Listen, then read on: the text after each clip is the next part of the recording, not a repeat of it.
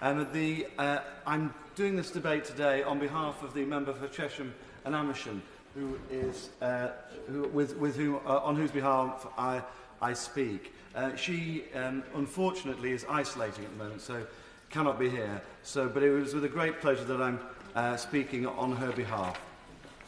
She has a great history of doing private members' bills. In fact, she took her first private members' bill through over 10 years ago, the Autism Bill, which became the Autism Act. So I'm hopeful that at later stages she may be able to return to take up the cudgel once more. The purpose of this bill is to make sure that our prisons and our young offenders institutions are safer, more secure and ultimately better environments for rehabilitation. Although at the moment COVID is proving a serious challenge to the prison system, actually overall in recent decades the misuse of drugs has become probably one of the biggest challenges faced in our prisons. A survey of Her Majesty's Inspector of Prisons in 2018-19 showed that 45% of female prisoners and 48% of male prisoners found it easy or very easy to get drugs in prison. In 2019-20, 10.5% of random mandatory drug tests in prisons were positive for traditional drugs, such as cannabis or opiates. But when psychoactive substances are included, the rate of positive tests rises around 30% to 14% of all prisoners. Psychoactive drugs and the misuse of prescription-only medication and pharmacy medicines in particular is a relatively new problem in our prison system. But it is a growing and dangerous problem, and further action is needed now. This bill seeks to improve the capability of prisons in England and Wales to test for the use of illicit substances and to take an important step forward in tackling the prevalence of drugs in prisons. The Prison Service and Youth Custody Service can currently only test for controlled drugs, as defined under the Misuse of Drugs Act 1971, and specifies substances listed in Schedule 2 of the Prison Rules 1999 and Young Offenders Institution Rules 2000. In order to add a new drug to this list of specified substances, the government needs to manually add each and every new compound to it every time. As members will appreciate, this causes delays, is resource intensive and is inefficient.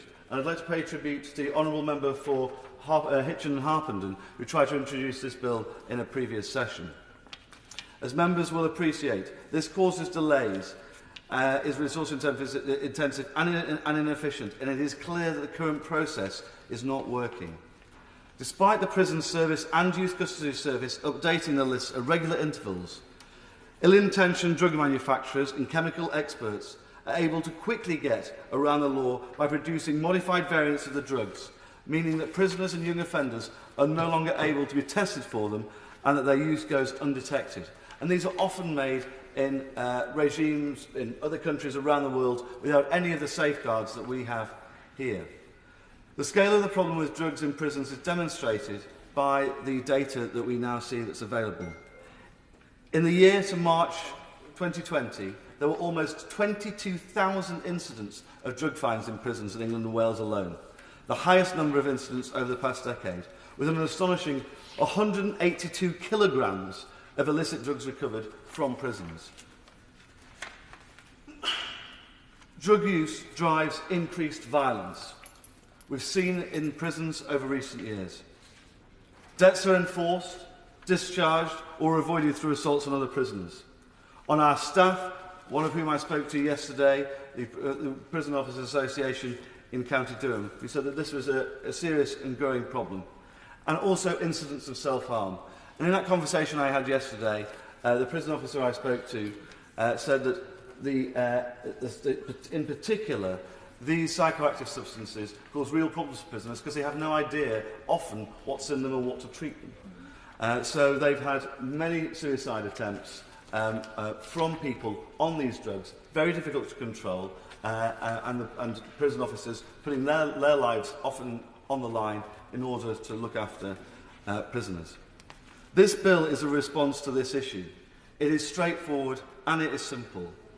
It allows a generalised definition of psychoactive substances provided by the Psychoactive Substances Act 2016, to be added to the statute book, which will allow the prison service and youth custody service to test prisoners for any and all psychoactive substances now and in the future. The bill would, in a similar way, permit prisoners and young offenders to be tested for illicit use of prescription-only pharmacy medicines, as defined by the Human Medicines Regulations 2012. And crucially, this bill future-proofs drug testing programmes in prisons and young offenders institutions, and it will allow the prison service and youth custody service to take the appropriate action needed to tackle the threat of drugs.